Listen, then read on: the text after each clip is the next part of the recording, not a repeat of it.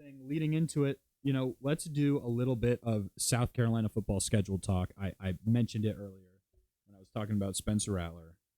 The South Carolina Gamecocks are the talk of the town down here in Columbia. And there's a lot of optimism.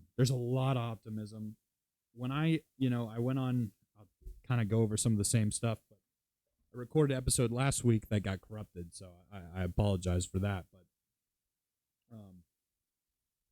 I went on this rant about South Carolina football, and South Carolina football fans. I didn't end up graduating from USC, but I did go there for more than anywhere else, so that's who I root for in college football, and I'll root for them. I'll root for them all season long. As soon as we start tailgating, a couple beers flowing, a couple Busch Lights, a couple Bojangles teas, whatever you're into, I will be as diehard as anybody. I will.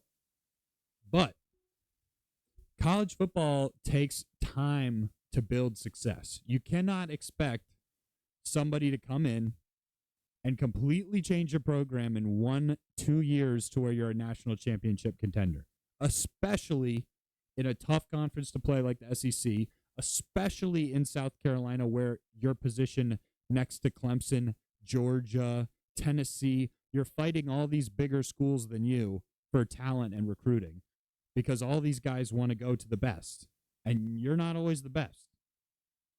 So I think what Shane Beamer has done in his first couple of years as the coach is remarkable.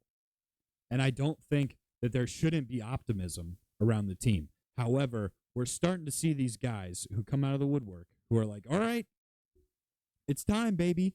It's time. USC, Sandstorm, all that shit. I love it. I do. It's fun. We have some of the best traditions in the country. I guarantee it.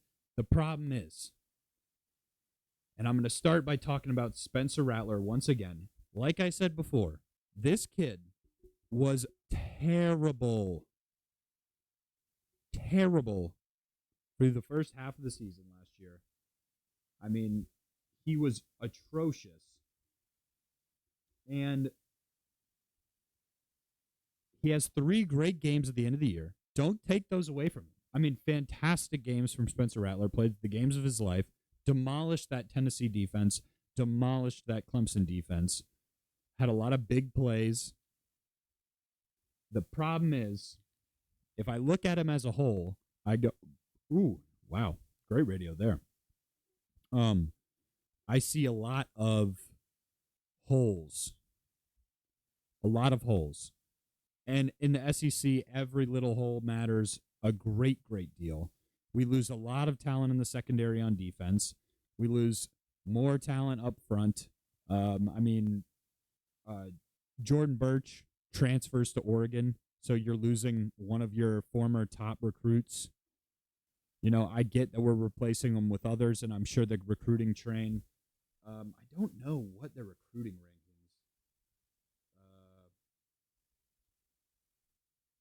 are this year, but I know they're pretty good.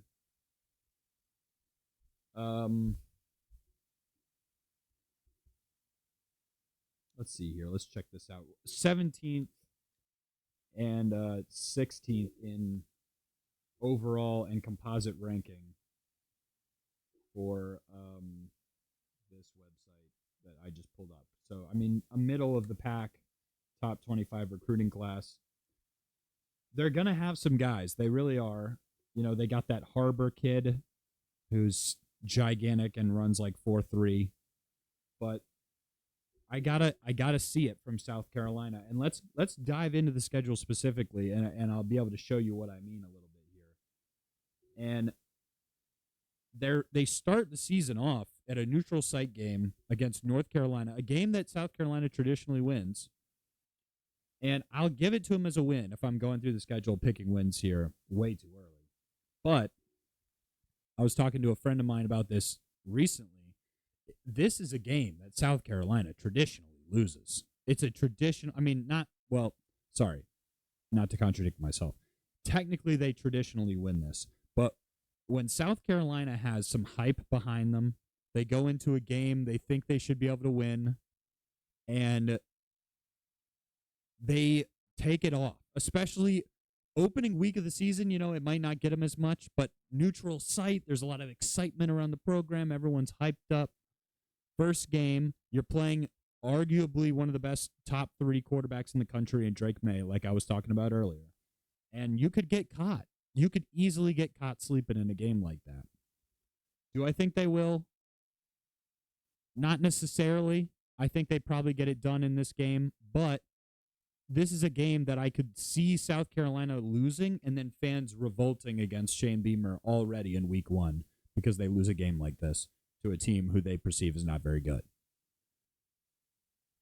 Again, really great quarterback. We're getting younger. You never know. Furman at home, that's a win. Then you go to probably the hardest part of the schedule for South Carolina.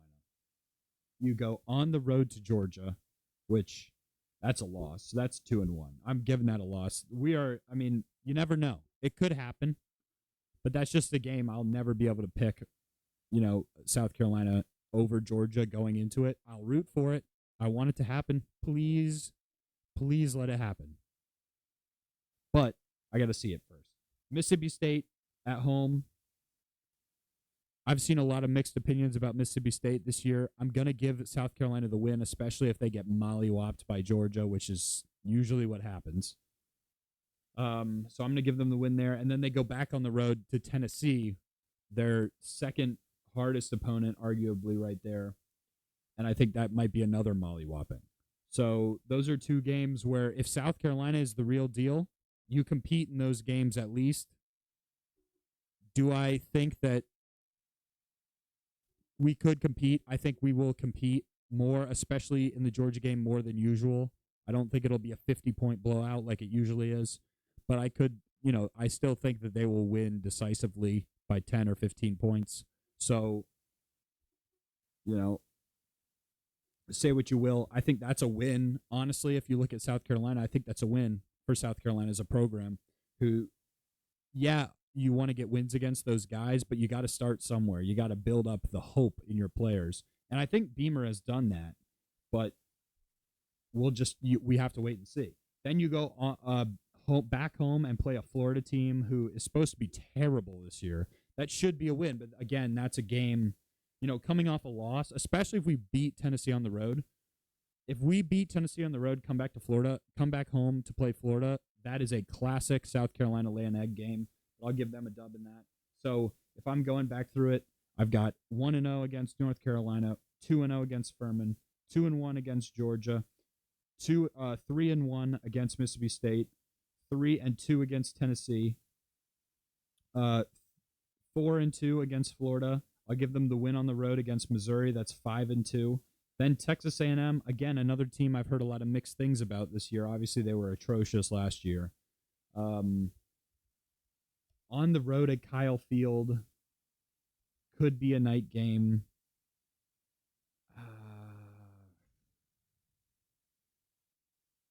I will give them the W.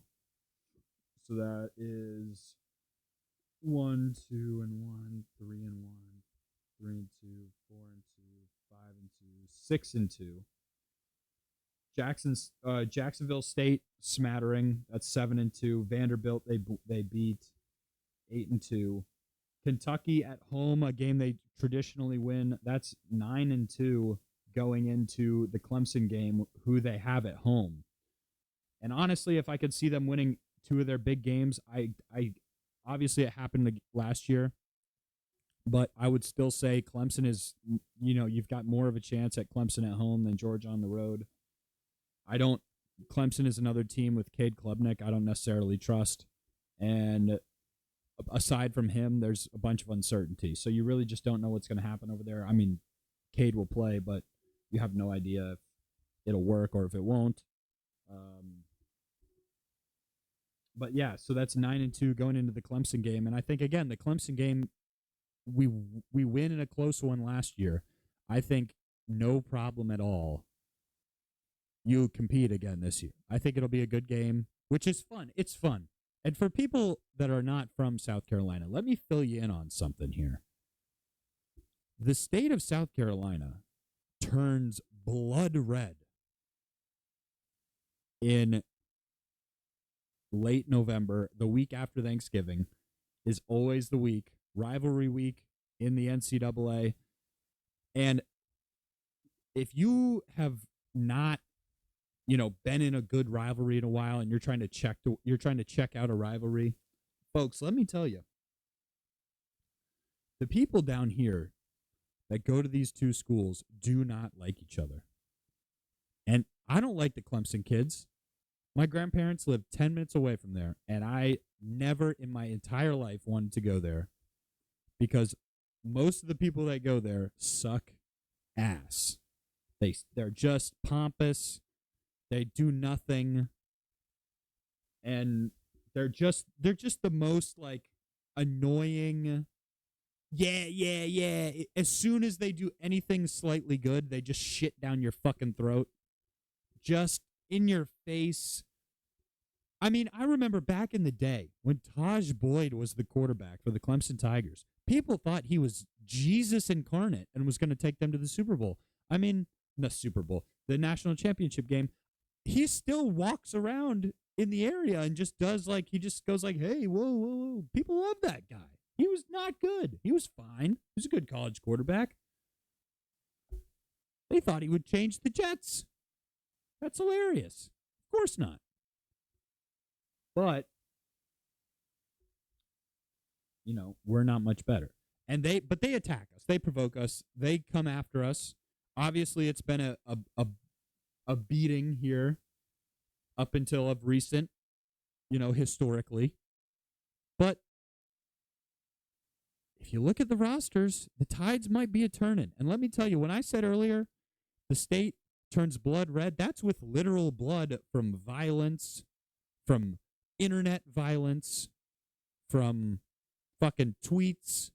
They come after you. The Clemson fans will find you on a dark corner of the internet and bully you if they get a chance. Which, when you're winning is fine.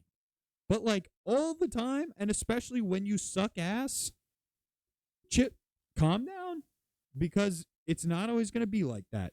And you know what? All you're doing is provoking yourself to have us shit right back down your throat, just like we did last year when you pussies didn't even put up the score after the game. Go Cox.